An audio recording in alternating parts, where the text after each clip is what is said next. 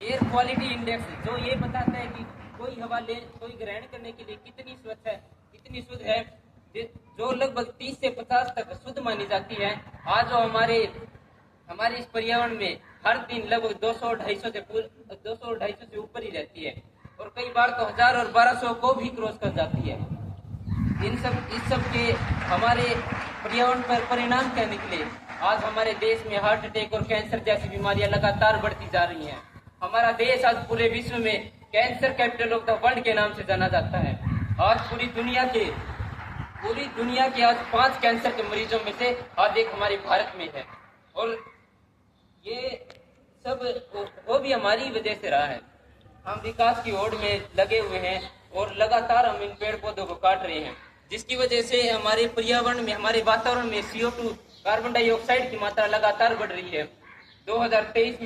2023 के G20 सम्मेलन में ये बात रखी गई कि हमारे पेड़ पौधे अगर इसी तरह कटते रहे 2030 तक हमारा ग्लोबल टेम्परेचर 1.5 यानी 1.5 डिग्री तापमान तक बढ़ जाएगा। ये नंबर सुनने में तो बहुत छोटा है, लेकिन जब हम पूरे विश्व की बात करें तो इसके मायने बहुत ज्यादा है। अब आपको सुनकर हैरानी होनी चाहिए कि जो 1.5 डिग्री तापमान 2023 तक बढ़ना था, उसमें से 1.3 डिग्री सेल्सियस टेम्परेचर 2024 में ही बढ़ गया। इन सब के परिणाम क्या निकले?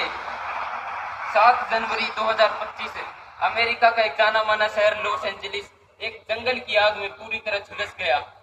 हम हमारे एशिया महाद्वीप की बात करें, हमारा हिंदू कुश ग्लेशियर, जिससे हमारे भारत की गंगा, ब्रह्मपुत्र, यमुना जैसी बड़ी बड़ी नदियों को जल मिलता है, आज वो लगभग 30 से 40% नष्ट हो चुके हैं, पिघल चुके हैं। वहां पर बिल्कुल बर्फ पड़नी भी बंद हो चुकी है, जिससे वो रिसाइकल होते थे वो ग्लेशियर्स।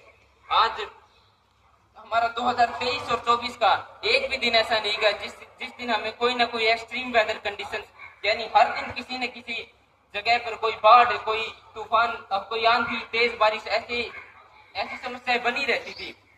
अगर हमारा तापमान, ये ग्लोबल टेम्परेचर इसी तरह बढ़ता रहा तो एक दिन आएगा जब रन अवे क्लाइमेट चेंज शुरू हो जाएगा। उसमें होगा क्या? हमारे बर्फीले पहाड़ों पर बर्फ के नीचे दबी मीथेन जैसी ज्वलनशील गैसें हमारे वातावरण में फैलना शुरू कर देंगी। हमारे पेड़ पौधे लगभग 35 से 40 डिग्री सेल्सियस टेम्परेचर पर फोटोसिंथेसिस करना, यानी खाना बनाना बंद कर देंगे।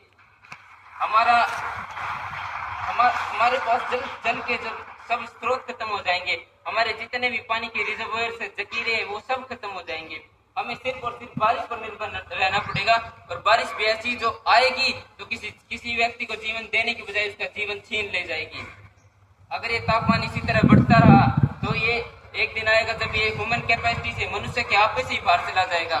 तब हर मनुष्य इन एसी एयर कंडीशनर की तरफ भागना शुरू कर देगा, जिससे समस्या और अधिक उत्पन्न होगी।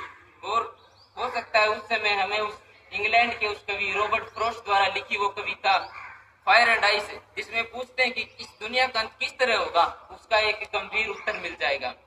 ये सब होगा किसकी वजह से? हम सब की वजह से। और आज मनुष्य की बदलती प्रवृत्ति मनुष्य की बदलती प्रवृत्ति की वजह से होगा। आज का मनुष्य अपनी जरूरतों को छोड़ अपनी इच्छाओं को पूरा करने में लगा है। वो जंगलों को काट रहा है, वो पशु पक्षियों को हानि पहुंचा रहा है। आज हमारी पृथ्वी पर पाई जाने वाली लगभग 75% प्रजातियां समाप्त हो चुकी हैं। हमने हमारी देश की राजधानी दिल्ली में आज एक कूड़े का पहाड़ बना रखा है। उस कूड़े के पहाड़ में हर वो चीज है जो मनुष्य की इच्छा के साथ पुरानी होती चली गई।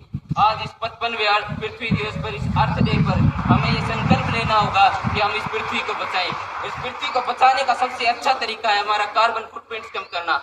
इसका ये शब्द जितना सुनने में कठिन लग रहा है, इसे अपनाना उतना ही आसान है। हमें सिर्फ और सिर्फ हमारी जरूरतों को पूरा करना है, ना कि हमें उस लग्जरियस लाइफ की तरफ भागना है। इसलिए आखिर में सिर्फ इतना ही कहना चाहूंगा कि हम इन्हीं हमारे बुरे कार्यों से इस पृथ्वी को उजाड़ और हमारे अच्छे कार्यों से इस पृथ्वी को उपवन बना सकते हैं।